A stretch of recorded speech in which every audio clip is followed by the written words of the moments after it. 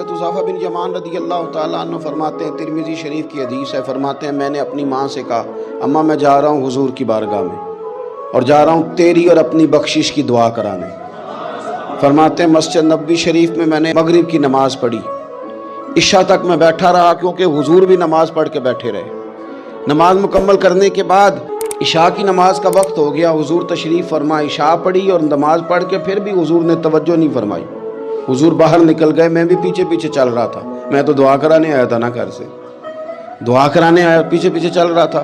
फरमाते हुजूर ने मुड़ के नहीं देखा, चलते चलते ही फरमाया कौन है मेरे पीछे।